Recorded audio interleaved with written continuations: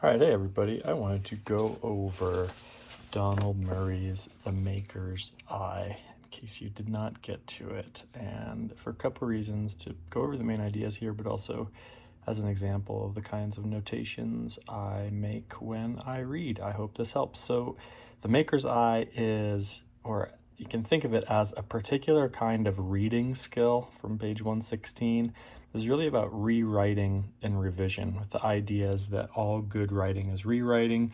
In order to do this, you need to be willing to murder your darlings. That's a pretty brutal way of saying that you have to be willing to get rid of what's not serving you, or the piece of writing. The first thing I wanted to draw attention to and ask a question about is that this essay was published in a trade magazine, a periodical for professional writers, not an academic journal. So I wanted to point out how this piece is different, organizationally speaking, and how what that means for us in terms of writing in professional context versus academic context, because there are different kind of expectations in both.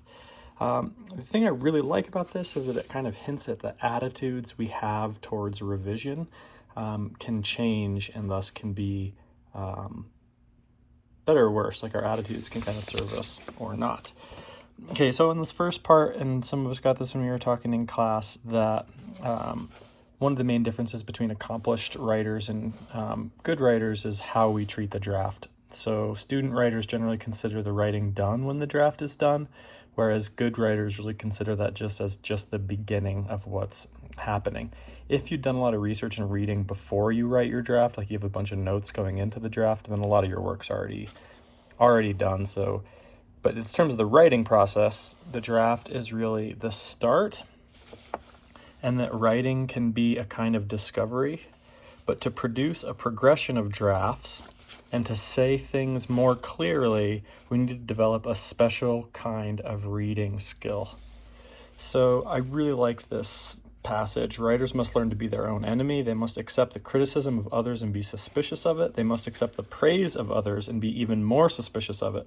Writers cannot depend on others. They must detach themselves from their own pages so they can apply both their caring and their craft to their work. Such detachment is not easy.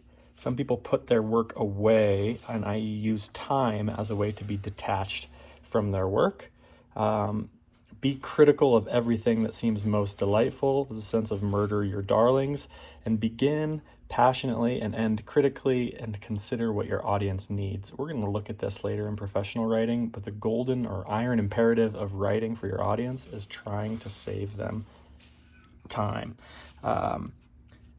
So that being said, we can kind of look at this metaphor of like you're pruning a tree or pruning your writing down, and that craftspeople take necessary steps back to their writing, and we'll get right back to it. Okay, so developing your maker's eye for revision is partially about seeing what is bad, or cutting what is bad to reveal what is good. So you're basically taking kind of the dead out, revealing the growth that's already there, and kind of doing more to help that grow.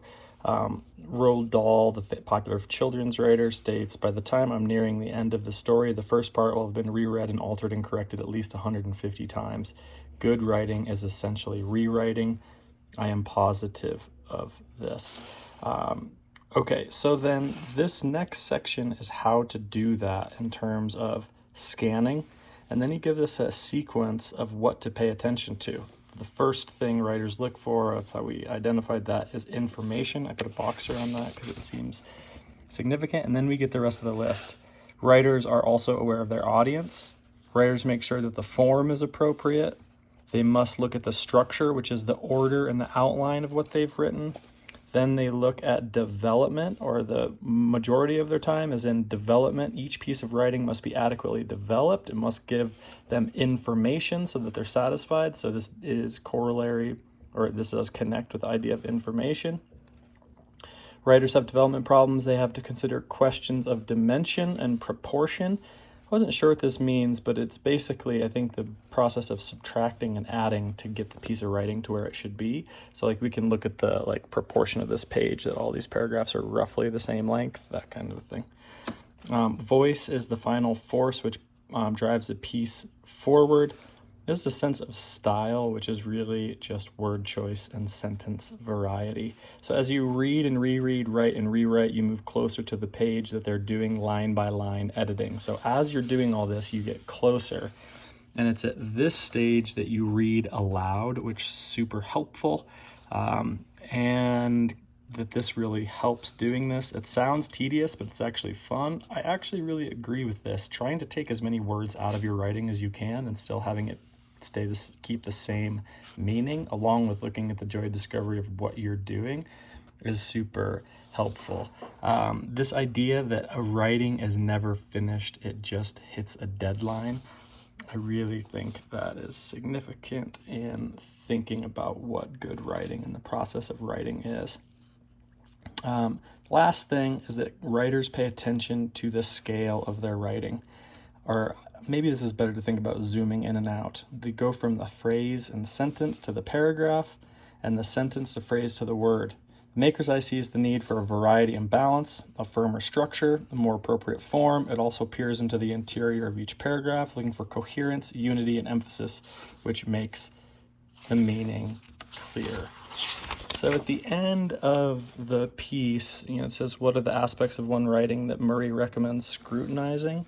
I put this kind of in order that he gives us as information, audience, form, genre, structure, development, proportion, voice. We saw that development and information were roughly the same thing.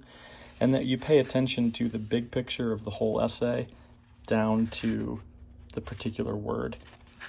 And my other notes is that part of this is revising, or this connects to knowing who we are and trying to get rid of anything in excess. These are both sayings that were on the Temple of Delphi in ancient Greece. Nothing in excess and know thyself. I think this connects to writing. Anyway, that was a review of Donald Murray's The Maker's Eye, which is a particular kind of reading skill you can bring to your writing and revision practice for professional writers. Hope you enjoyed seeing my notes. Hope this helped. Bye now.